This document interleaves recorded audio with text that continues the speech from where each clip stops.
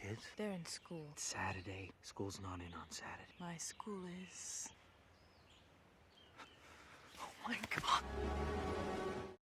You're about to hear a story, my story. Not as some detached observer would tell it, but as I lived it, breathed it, and nearly lost myself within it. My name is Teddy Daniels, or so I believed, and what I'm about to recount is the chilling, mind-bending ride that began on a ferry, heading straight into the heart of a storm, both outside and within me. Boston, 1954. The salty spray of the Atlantic lashed against the ferry, a relentless assault that mirrored the turmoil in my gut. Beside me, my new partner, Chuck All, looked as green as the waves crashing around us. He was a good man, steady, but he couldn't possibly fathom the weight I carried, the phantom scent of smoke that clung to me like a shroud. How about you? You got a girl? Married? I was. My wife, Dolores, the fire. It was a wound that never healed, a constant ache beneath my ribs. Every gust of wind, every creak of the ship seemed to whisper her name, a cruel reminder of what I'd lost. There was a fire at the apartment building. She died. 4 people died. That's important. Sorry. We were U.S. Marshals, on our way to Ashcliff Hospital for the criminally insane, a fortress perched on Shudder Island. A place for the worst of the worst, they said, but even before we docked, I felt it, a prickle on the back of my neck, the unsettling sensation of eyes on us. The other wardens, their gazes like cold steel, seemed to dissect us, to see something beyond the badges on our chests. It was a feeling I knew well from the war, that silent assessment before the storm. Deputy Warden McPherson greeted us, his smile too wide, his eyes too knowing. He drove us through the desolate landscape, the island itself a character in this unfolding nightmare. He spoke of 3 wards, but it was Ward C that sent a shiver down my spine. The most dangerous, the forbidden, and then the demand, surrender our firearms. It went against every instinct, every fiber of my being, but we complied. A marshal without his sidearm is a lamb to the slaughter, and I felt exposed, vulnerable, even before I stepped foot inside that asylum. Gentlemen, you will not get through this gate with your firearm.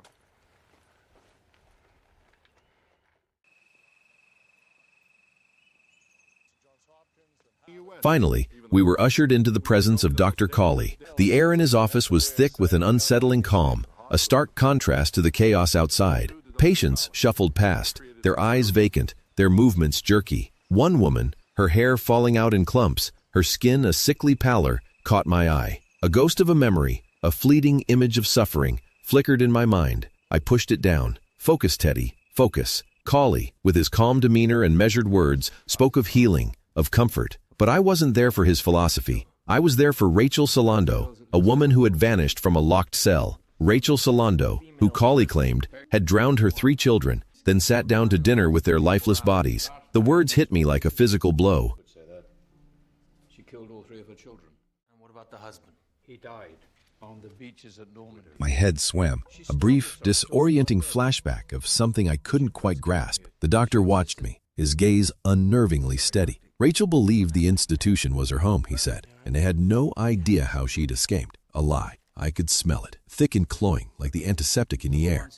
To sustain the delusion that her children never died. We checked her room, a sterile box that offered no comfort. But beneath the floorboards, my fingers brushed against something, a note. The law of 4 and 67. What in God's name did that mean? A code? A warning? I felt a surge of adrenaline, a flicker of hope that we were on the right track. We demanded access to the profiles of every guard and prisoner. Excuse me, doctor, but we're gonna have to hold on to this. But Cawley hesitated, his reluctance a glaring red flag. He was hiding something. They all were. Doctor, we're gonna need access to the personnel files. Take your request under consideration. Not a request, doctor. Outside, the search for Rachel continued, a futile exercise in the face of the gathering storm. McPherson insisted she hadn't swum out, hadn't ventured into the poisonous caves. More lies. I could feel them, a growing knot of suspicion in my gut. Back inside, we interviewed the staff. Glenn, the watchman, claimed he'd only left his post for a minute. A minute. Enough time for a ghost to slip through the cracks. A nurse mentioned a group therapy session led by a Dr. Sheehan, but when I pressed to speak with him, Cawley claimed he'd left on vacation. Convenient. Too convenient. We tried to call him, but the storm, a convenient excuse, had severed all communication. Disbelief warred with a growing sense of dread. This island, this hospital, it was a cage, and we were trapped within its walls.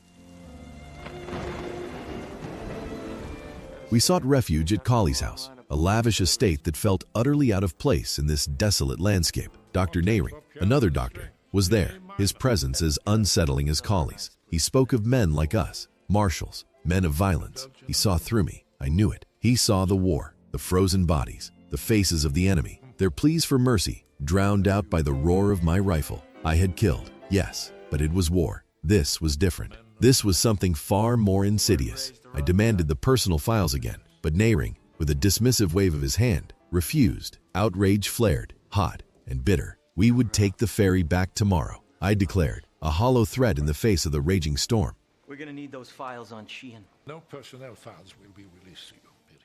Bullshit! We retreated to the facility headquarters, the storm outside mirroring the tempest within. Sleep offered no escape. Dolores, my beautiful Dolores, appeared in my dreams, her voice a mournful whisper. Rachel never left, she said, her words chilling me to the bone. I reached for her, but as I held her close, blood poured from her head, and the rain turned to ashes. She crumbled in my arms, a wisp of smoke, and I woke with a gasp, the dream dissolving into the harsh reality of water leaking through the roof. The storm had us trapped. There would be no ferry. We were on our own. With no escape, we pressed on, demanding to speak with the patients from Rachel's group therapy session. One by one they came, their stories a jumble of madness and delusion. Mr. Breen, his eyes wild, slashed at a nurse. I scratched my pencil against the paper, the sound a frantic rhythm against the rising tide of my frustration. He gave us nothing. Could you stop that? No patient named Andrew Latus. Then came Mrs. Kearns, seemingly lucid, almost normal. She offered no new information about Rachel or Dr. Sheehan, but as Chuck fetched her water, I saw it. A subtle movement, a flicker of something in her eyes. She stole his notebook, scribbled something, and returned it. My heart pounded. A message, a secret. Chuck, oblivious, asked me about Andrew Latus. The name sent a jolt through me, a cold dread that settled in my bones. Latus, the man who set the fire that killed Dolores, the man who burned a school, the man I knew was here, on this island, hidden somewhere within these walls. I told Chuck, my voice tight with a mixture of fear and determination, that Latus was the maintenance guy, the monster who had taken everything from me. He was here. I could feel it. We found a secluded cemetery, the gravestones like silent sentinels in the driving rain. There I showed Chuck the note from Mrs. Kearns. Run. A single word, but it screamed volumes. This place was a trap, a nightmare from which there was no waking. The weather worsened, and we sought shelter in a dilapidated cabin in the woods. The cold seeped into my bones, bringing with it the ghosts of the war. Frozen bodies, hundreds of them, piled high like cordwood. My comrades and I raining bullets on men who had surrendered. It wasn't warfare, I told Chuck, my voice raw with the memory. It was murder. And this island, I was convinced, was doing the same, experimenting on minds, twisting them, using them for some dark purpose. I had to expose them. I had to take the test, to prove their inhumane experiments. Chuck, ever the pragmatist, was hesitant. He believed the higher-ups wanted me here, that I was part of their twisted game, but I wouldn't be a pawn. We would get off this island, I vowed, even if I had to drag us both out. Come on! Get right off, Dr. We snuck into a doctor's meeting, the hushed voices and sterile environment a stark contrast to the storm raging outside. And then, Colley's voice, calm and measured, announcing that Rachel Solando had been found. A wave of confusion washed over me. Found? But how? We rushed to her room, a sterile cell that offered no answers. She spoke of making breakfast for her kids, of thinking of me, then hugged me, sobbing. Her words a jumble of accusations. "Who the hell is he?" she cried, her eyes wide with a terror that mirrored my own. She didn't know me. She didn't know Rachel Solando. This was another piece of the puzzle, a terrifying fragment that didn't fit. Sorry about that. I didn't want to interrupt. I thought she might tell you something. Back at Colley's place, a searing headache pulsed behind my eyes, and my skin felt clammy, pale. Colley, ever the benevolent doctor, offered pills, a bed, but sleep brought no solace. A high-ranking officer, his gaze piercing, watched me as I drifted. The mountains of corpses from the war returned, a grotesque landscape of death. And then, Andrew Latus, sitting on Nehring's couch, his eyes glinting with a malevolent glee. Rachel, her dead children bloody on the floor, their vacant eyes staring up at me. I picked up one of the tiny bodies, carried it to the lake, and laid it beside a bloodied Rachel. The water, cold and dark, swallowed them whole. I woke with a jolt, my wife's voice echoing in my ears. Andrew is alive, and then true awakening. The nightmare dissolved, replaced by the harsh reality of the asylum. Chuck and I ventured outside into a scene of utter chaos, patients in disarray, their cries echoing through the storm-swept grounds. In the confusion, we slipped into Ward C, the forbidden zone, my heart pounding with a desperate hope of finding Latus. An officer, his face grim, told us prisoners had escaped. I could feel Latus, a visceral certainty that he was close. And then, a bald man, his eyes burning with a manic intensity, appeared. We chased him, but he was too fast. A sudden constriction around my throat, a powerful arm dragging me back. I punched, fought, choked him, the primal urge to survive overriding everything else. An officer arrived and Chuck helped him subdue the prisoner. I wandered deeper into the ward, the whispers of madness a constant hum in my ears. And then, a name, whispered from the shadows, Latus. I found him, George Noyce, a man I knew from another life, another time. He was a prisoner, his eyes filled with a weary resignation. "I'm here because of you," he said, his words a punch to the gut. He asked if I trusted Chuck, a seed of doubt planted in my already fractured mind. He spoke of Latus, of the impossibility of killing him and uncovering the truth at the same time. Dolores appeared again, her spectral form a constant torment. "You need to let her go," George said, his voice laced with a strange pity. Latus had been transferred, he told me, to another place, but I knew better. I felt him. He was here. I met Chuck, my mind a whirlwind of suspicion. The lighthouse. That's where Latus was. I was certain of it. Chuck, ever the voice of reason, produced an intake form, proof that Latus was indeed here, but I couldn't trust him. Not anymore. I had to go to the lighthouse alone. The journey was treacherous, the cliffs treacherous, the storm relentless. I tried, I truly did, but the path was impassable. I turned back, seeking Chuck, but he was gone. And then, below the cliff, a body. My heart leaped into my throat. Chuck? I scrambled down, the wind tearing at my clothes, desperate to reach him, to grab the intake form that had been blown away. But the body vanished, replaced by hundreds of rats, their beady eyes glinting in the gloom. A fire, a beacon in the darkness drew me forward. Inside a cave, a woman, holding a knife, her eyes burning with an unsettling intensity. Rachel Solando, the real Rachel Solando. She was a doctor, she claimed, with no children. She spoke of psychotic drugs, human experiments, of minds being controlled, used for some greater good. They would use my trauma, she said, to mark me insane, to make me part of their experiments. Headaches? Yes, I'd had them. The pills, the food, the coffee, all laced with drugs designed to strip away my sanity. Everyone on the island knew, she insisted, about the brain surgeries in the lighthouse. The lighthouse. The truth. It was all there waiting for me. I stumbled out of the cave, my mind reeling, and was met by an island official who drove me back to the facility. Colley was there, his face a mask of concern. He spoke of an unidentified man, a conversation with George Noyce. But my mind was fixed on one thing. Chuck. Where was Chuck? Colley's words hit me like a physical blow. I had come to the island alone. What was happening? Was I losing my mind? I wandered through the facility, a ghost in my own nightmare, until I saw him, Dr. Naring, holding an injection.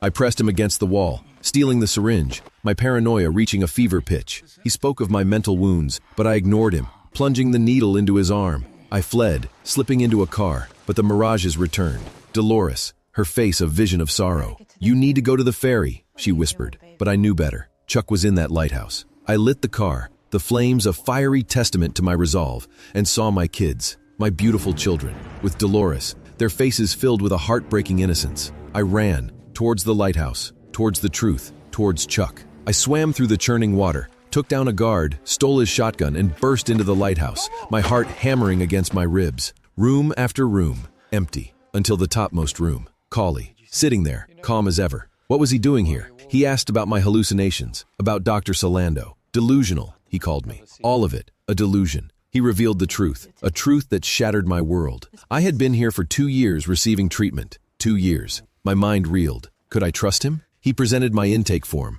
proof of my violence, my denial of crimes. He spoke of 4 names, all made up, all anagrams. My real name, he said, was Andrew Latus. I had created another self, Teddy Daniels, to escape my crimes. I was their most dangerous patient, he claimed, even beating George Noyce. And then, Chuck. He walked in, dressed in a suit, his face filled with a quiet concern. I was distraught, my mind a maelstrom of confusion. "Who the hell are you?" I demanded. "He was my primary psychiatrist," he said, "for the past 2 years. Dr. Sheehan." Colley revealed their cruel experiment. They had let me wander for 2 days, allowed me to play out my delusion, all to bring me back to sanity. The gun in my hand felt heavy, a symbol of my shattered reality. I aimed it at Colley, pulled the trigger, but it was a toy, a cruel, twisted joke. Colley's words then delivered the final blow. My wife, Dolores, had drowned our children, my children. Rachel Solando, the woman I'd been searching for, was Dolores, my Dolores. I held the pictures of my kids, their innocent faces staring up at me, and the memories flooded back, a torrent of pain and grief. I had come home, found Dolores by the lake, her clothes wet, her kiss cold. "Where are the kids?" I had asked, my voice filled with a rising dread. And then I saw them, floating in the lake. My children. I mourned, I cried, I screamed, carrying their lifeless bodies, laying them side by side, unable to comprehend the horror.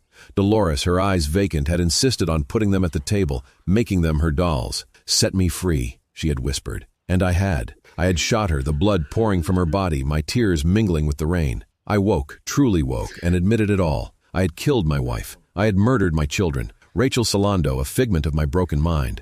Dolores had told me something was wrong with her brain, but I had ignored it. Cawley spoke of accepting reality, of not returning to delusions. I had committed the crimes, but as I stepped outside, I saw Dr. Sheehan, and he was Chuck again. The island, the conspiracy, it all rushed back. Sheehan signaled to Cawley, a silent confirmation that I had slipped back into my delusion. They led me away, towards the lobotomy, towards oblivion.